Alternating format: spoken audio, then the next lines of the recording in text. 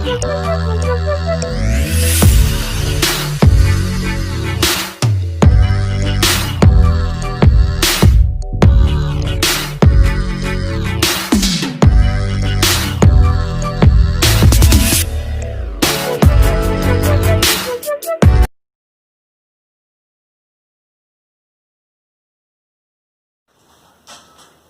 Morning students, मैं Anshul Kumar Awasthi national inter college की online class में आप सभी छात्र एवं छात्राओं का स्वागत करता हूं। आशा करता हूं आप सभी लोग स्वस्थ होंगे एवं मस्त होंगे। ये मेरा दूसरा वीडियो है। दूसरे वीडियो में हम आपको त्रिभुज टॉपिक पढ़ाएंगे। त्रिभुज में पहली प्रमेय क्या है इसको आप बहुत ध्यान से समझेंगे। तो चलिए आज का वीडियो हम स्टार्ट करते हैं। पहली प्रमेय क्या है?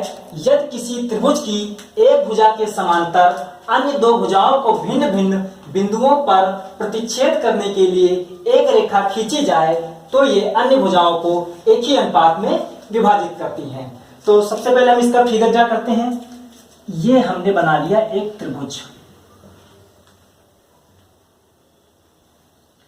इस त्रिभुज का नाम है ABC। ठीक है। प्रमेय में कह रहा है कि अन्य दो भुजाओं पर एक समांतर रेखा यानी BC की एक समांतर रेखा हम यहाँ पे खींच देते हैं। तो BC के समांतर रेखा हमने खींच दी DE। इसके बाद हम क्या करते हैं? इसके बाद हम CD को मिला देते हैं और BE को मिला देते हैं और AB पर EM लंब डालते हैं।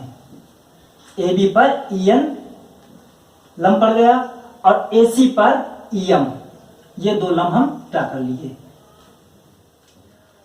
तो अब हम यहाँ पे इसको सॉल्व करते हैं। सबसे पहले हमें ज्ञात क्या है? ज्ञात है त्रिभुज ABC में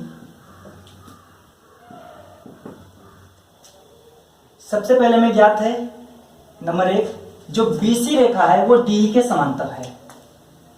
BC समांतर DE। ठीक है। उसके बाद नंबर 1 चीज ये ज्ञात हो गई, तीनों भुजाएं में ज्ञात है। उसके बाद हमें सिद्ध क्या करना है? सिद्ध करना है। सिद्ध करना है। हमें सिद्ध ये करना है कि जो AD अपान DB है, AD अपान DB बराबर है AE अपान EC। AE अपान EC, ये हमें सिद्ध करना है। उसके बाद इसमें हमने रचना भी की है। रचना हमने क्या की है? हमने B और CD को मिलाया। नंबर 1 BE व CD को मिलाया। नंबर 2 और हमने क्या किया है? EN जो है वो AB पर लंब है, तो यहां पर हमने EN लंब AB तथा DM लंब AC, DM लंब AC खींचा। ठीक है। अब इसको हम सिद्ध करते हैं। सिद्ध करने के लिए क्या हम लिखेंगे? प्रमाण। बहुत ध्यान से समझिए। सबसे पहले हम क्या करते हैं? त्रिभुज ADE का क्षेत्रफल निकालते हैं। त्रिभुज ADE का क्षेत्रफल। त्रिभुज का जो क्षेत्रफल होता है वो होता है 1/2 आधार इंटू शीर्ष लंब। ठीक है। तो 1/2 आधार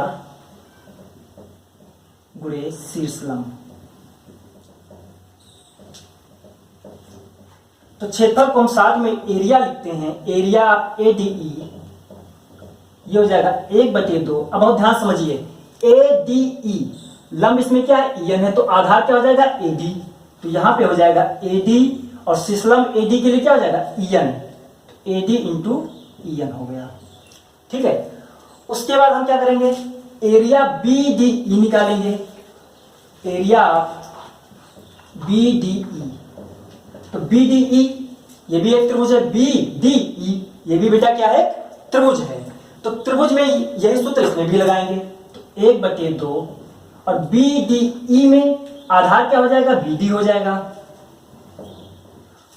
और शीर्षलम इसमें बीडी में शीर्षलम कौन सा है, ईएन ही है, तो यहाँ पे ईएन हो जाएगा। ठीक है, इसको समीकरण 1 डाल देते हैं, इसको समीकरण 2 डाल देते हैं। उसके बाद फिर हम एरिया ऑफ एडी निकालेंगे।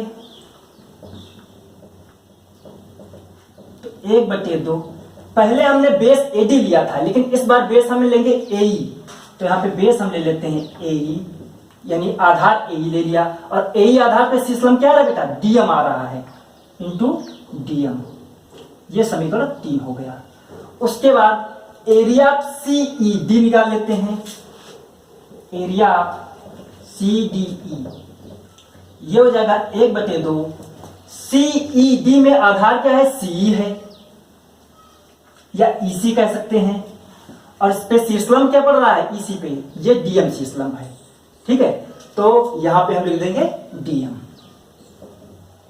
समीकरण नंबर 4 हो गया। ठीक है, अब समीकरण नंबर 1 को समीकरण 2 से भाग करेंगे, तो इसको आप बहुत ध्यान समझिए।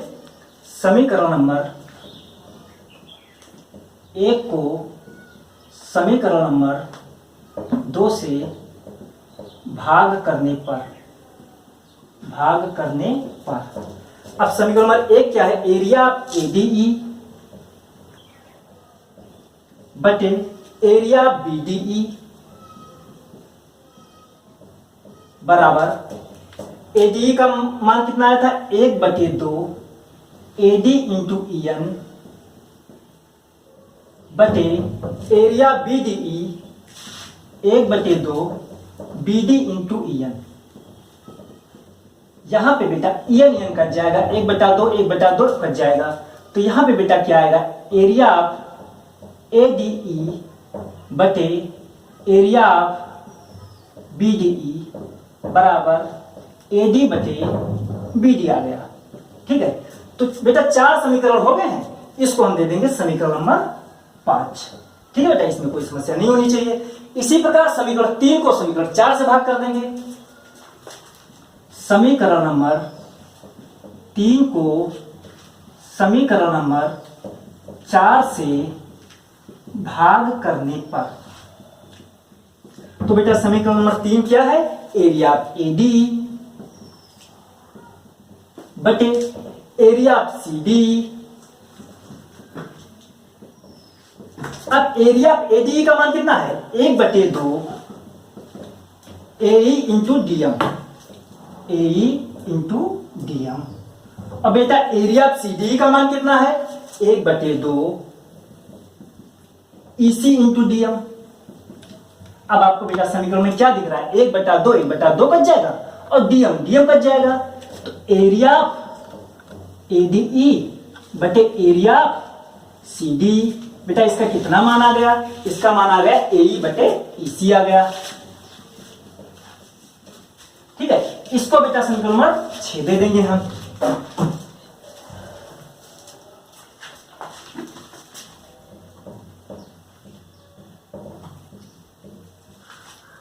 अब बेटा हम आगे समझो इसे। हमने बेटा तुम लोगों को एक 9th में प्रमेय बताई थी, आपको याद होगा तो जरा ध्यान से याद करिए कि अगर 2 रेखाएं समांतर हैं, अब समांतर रेखाएं कौन सी बेटा है, बीसी समांतर किसके है, डी के। यह हमें ज्ञात था क्वेश्चन में, बीसी समांतर किसके था, डी के। तो बेटा मैंने 9th में बताया था कि 2 समांतर रेखाओं के बीच, ध्यान से सुनो, 2 समांतर रेखाओं के बीच बने त्रिभुजों के क्षेत्रफल क्या होते हैं, बराबर होते हैं। तो जो एरिया ऑफ बीडीई हो जाएगा, एक त्रिभुज क्या बनना है, बीडीई, और एक त्रिभुज बनना है सीडीई, इनके एरिया क्या होंगे, आपस में बराबर हो जाएंगे। तो यहां पर हम लिखेंगे एक ही आधार व समांतर रेखाओं के बीच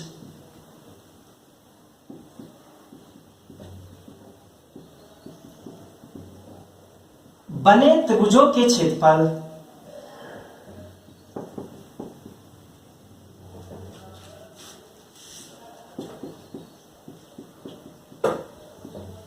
बराबर होते हैं। ठीक है बेटा, तो यहां से क्या निष्कर्ष निकलेगा, जो एरिया, देखो यहाँ पे सेम आधार क्या है, डी सेम आधार है, यहाँ पे बीसी सेम आधार नहीं है। डी आधार पर देखो ये त्रिभुज बनना है और डी आधार पर ये त्रिभुज बन रहा है, ठीक है। तो एक ही आधार पर दोनों त्रिभुज बन रहे हैं, तो दोनों के एरिया आपस में क्या हो जाएंगे, बराबर हो जाएंगे। तो यहां पर हम लिखेंगे एरिया ऑफ बीडीई, इसलिए एरिया ऑफ बीडीई बराबर एरिया ऑफ सीडीई।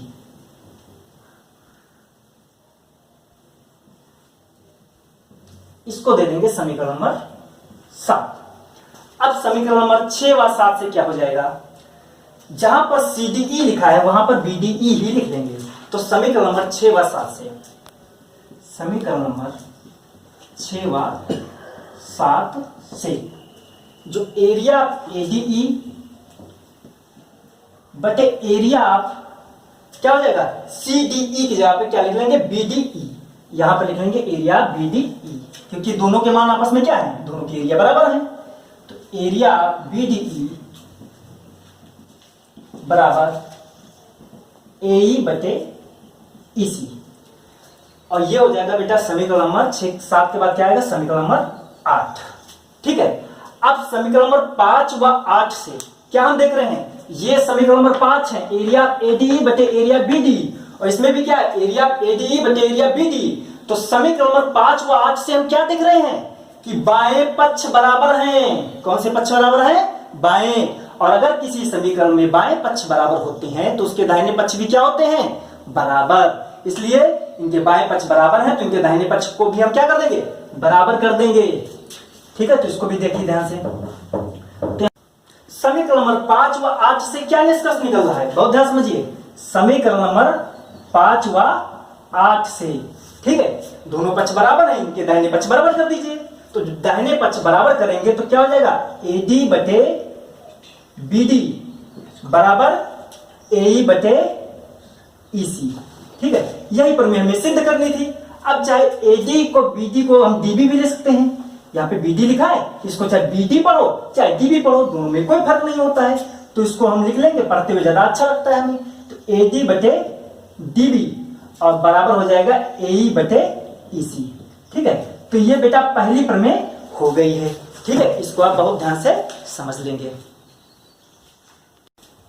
तो बेटा सेकंड प्रमेय क्या है, सेकंड प्रमेय जो है वो पहली प्रमेय का विलोम है, मतलब उल्टा है, ठीक है।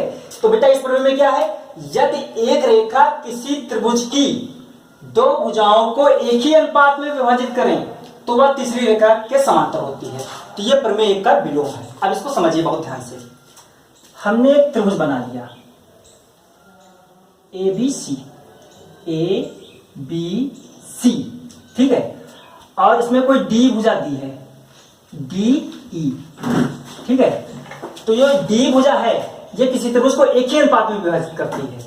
तो हम यहां पर लिखेंगे ज्ञात है डी एक भुजा है,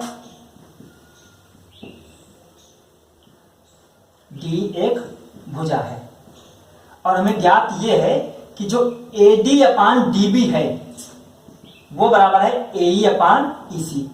प्रमेय में ये हमें सिद्ध करना था और प्रमेय 2 में हमें ये ज्ञात है, ठीक है।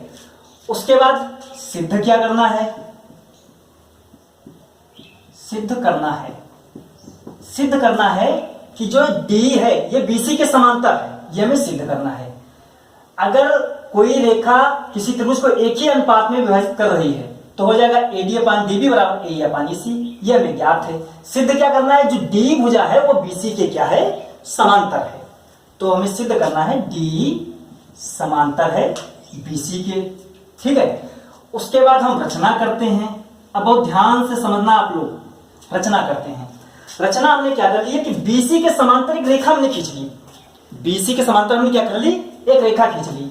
ये BC के समांतर रेखा हमने खींच ली, इसका नाम दे दिया E डैश।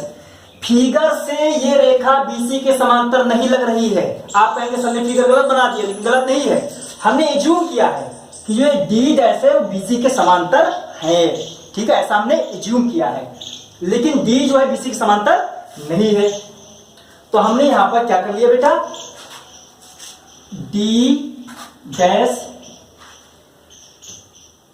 समांतर BC, D डैश समांतर BC की रचना की। ठीक है। अब आप इसका प्रमाण देखिए, बहुत ध्यान से क्वेश्चन को समझना है। अब प्रमाण क्या जाते हैं। प्रमाण हमें ज्ञात बेटा क्या था, ज्ञात क्या है, AD अपान DB बराबर AE बटे EC। ठीक है, इसको दे दिया समीकरण नंबर 1 और ये बेटा हमें ज्ञात है। ठीक है, चूंकि यहां पे दिया क्या है, जो D डैश है वो समांतर है BC के, तो प्रमेय 1 से क्या हो जाएगा, इसलिए थेल्स की प्रमेय से ये हमें ज्ञात है। ठीक है, इसलिए ज्ञात कैसे थी, ये रचना से हमें ज्ञात था। कैसे ज्ञात था, रचना से। रचना से तो थेल्स की प्रमेय से बेटा क्या हो जाएगा, इसलिए थेल्स की प्रमेय से, थेल्स की प्रमेय से। ठीक है, अगर D डैश BC के समांतर है तो AD बटे DB, AD बटे DB बराबर क्या हो जाएगा, AE डैश, AE डैश बटे E डैश C हो जाएगा बेटा थेल्स की प्रमेय से। इसको दे देंगे समीकरण नंबर 2। अब बेटा समीकरण नंबर 1 और 2 में तुम्हें क्या दिखाई दे रहा है, समझो क्या दिखाई दे रहा है, इसमें बाएं पक्ष बराबर हैं। ठीक है, और अगर किसी समीकरण में बाएं पक्ष बराबर होते हैं तो दाहिने पक्ष भी क्या होंगे, बराबर। बिल्कुल सही कहा, दाहिने पक्ष भी क्या होंगे, बराबर। तो यहां पर हम लिख देंगे समीकरण नंबर 1 व 2 से, 1 व 2 से क्या हो जाएगा, AE बटे EC बराबर AE डैश बटे E डैश C। अब हम बेटा क्या करेंगे, दोनों पक्षों में 1 जोड़ देंगे। ठीक है, तो AE बटे EC प्लस 1 AE डैश बटे E डैश C प्लस 1। इधर भी 1 जोड़ दिया, उधर भी 1 जोड़ दिया। दोनों पक्षों में अगर एक ही नंबर हम जोड़ते हैं तो संख्या के मान में कोई परिवर्तन नहीं होता है। अब AE प्लस इसका EC से 1 से गुणा होगा तो EC हो जाएगा। तो AE प्लस EC बटे EC बराबर AE dash plus E dash C बटे E डैश C। अब AE देखो AE बेटा इतना है और EC इतना है, AE और EC जोड़ के क्या बनना है, AC बन रहा है, तो AC हो जाएगा। ठीक है, और बटे में क्या है, EC बराबर ऐसे ही AE डैश और E डैश C बन के क्या बनना है, AC। ये AC हो गया बटे E डैश C। AC बेटा कट जाएगा तो ये आएगा 1 अपान EC बराबर 1 अपान E डैश C। अब बेटा यहां से क्या गया, EC बराबर E डैश C। अब यहां से कंक्लूजन निकला, उसको बहुत ध्यान समझेंगे। ये जो EC है और ये E डैश C दोनों की माप बराबर है। ये EC देखो इतना है और ये E डैश C इतना है, तो क्या फिगर से दोनों बराबर दिख रहे हैं, नहीं दिख रहे फिगर से, लेकिन हमने जब सिद्ध किया तब ये दोनों बराबर आ गए। इससे क्या निष्कर्ष निकलता है, इससे निष्कर्ष ये निकलता है कि ये E डैश जो बिंदु है ये E पर ही होगा, और इसको गणित की भाषा में कहते हैं E डैश व E क्या है, संपाती हैं। तो बेटा हम यहां पर लिख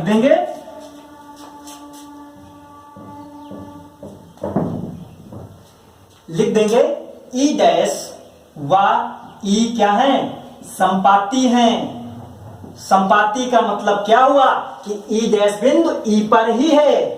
ठीक है, मतलब D डैश रेखा और D रेखा एक ही है, और हमने क्या माना था, D डैश जो है वो BC के समांतर है, इसलिए क्या हो जाएगा, D जो है वो क्या हो जाएगा, BC के समांतर हो जाएगा।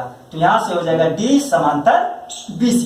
ये हमने प्रमेय 2 सिद्ध कर दी है। ठीक है, आगे की वीडियो हम आगे बनाएंगे। अगर आप लोगों को बेटा वीडियो अच्छा लगा हो और आपको लगा हो कि आपके सर ने अच्छा पढ़ाया है तो वीडियो को लाइक करें, शेयर करें, सब्सक्राइब करें, जिसमें ये वीडियो उन लोगों तक पहुंच सके जिनको इसकी आवश्यकता है। Thank you very much.